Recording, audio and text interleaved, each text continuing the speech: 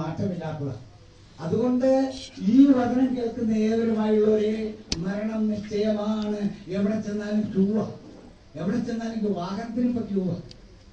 ഇപ്പൊ ഓണത്തിന്റെ സാധനങ്ങൾ കൊടുക്കുന്ന സമയമാണ്, എല്ലായിടത്തും ക്യൂവാ, എല്ലാ മാവൽ സ്റ്റോറിലും ക്യൂവാ.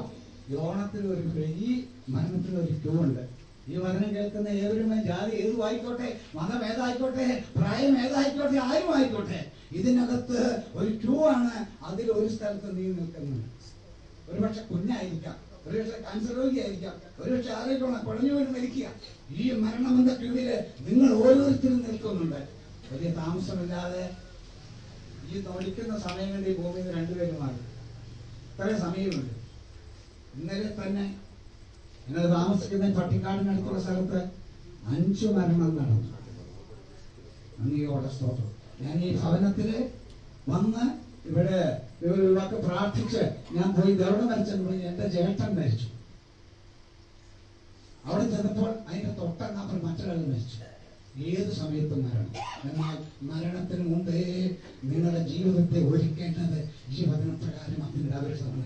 അല്ല എങ്കിൽ നിങ്ങൾ ചെല്ലുന്ന സ്ഥലം, നിങ്ങളുടെ ശരീരം ഇവിടെ പിരിഞ്ഞു, അത് മണ്ണിനോട് ചേരും. എന്നാൽ അകത്തിരിക്കുന്ന ആത്മാവിന് മരണമില്ല.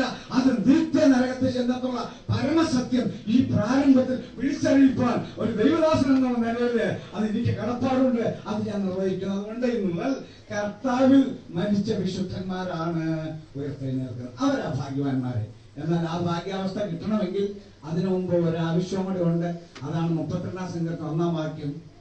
അത് ഇപ്രകാരമാണ്: ലംഘനം ക്ഷമിച്ചും പാപം മറച്ചും കിട്ടിയ മനുഷ്യനാകുക.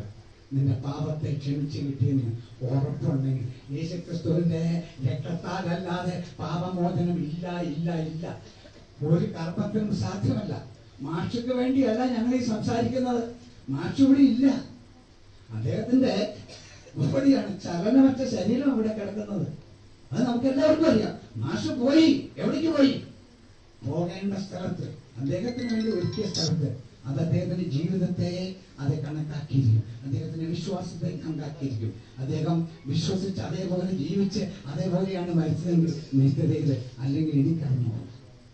നമുക്ക് കാലം കേൾക്കുന്ന ഏവരുമായുള്ള ഒരു കാര്യം പറയുന്നു: കർത്താവിൽ മരിക്കണമെങ്കിൽ യേശുക്രിസ്തുവിനെ രക്ഷകനും കർത്താവുമായി ഹൃദയത്തിൽ അംഗീകരിച്ച് വീണ്ടും ഞാൻ അകത്തെ ആത്മാവ് ദൈവത്തിൽ ജനിച്ച് ദൈവവേദനാക്കണം. പോരാ, ആ കുഞ്ഞു വളരണം. ആത്മീയമായി ദൈവവചനം ഭക്ഷിച്ച് വളർന്ന് ക്രിസ്തുവിനോട് കൂടെ ജീവിക്കണം. എന്നിട്ട് എപ്പോഴും ഇരിക്കുന്നോ അപ്പോൾ ക്രിസ്തുവിൽ ആയിരുന്ന് അവൻ പുതിയ സൃഷ്ടിയായിരുന്നു മരിച്ചാൽ അവന്റെ ആത്മാവ് നിത്യതയിൽ. അല്ല, ജീവിക്കുന്നുവെങ്കിൽ ക്രിസ്തുവിനോട് ചേർന്ന് ജീവിക്കുന്നെങ്കിൽ ഒരു ദിവസം കാഹളം കേൾക്കും, മരിച്ചവർ അക്ഷയരായി ഉയർക്കും, വിശുദ്ധന്മാരായിരുന്നവർ അക്ഷയരായി ഉയർക്കും. രൂപാന്തരപ്പെടുന്ന വിശ്വാസികളായിരുന്ന യഥാർത്ഥ മക്കൾ. ഞങ്ങൾ ആരും തരംതിരിക്കല്ല.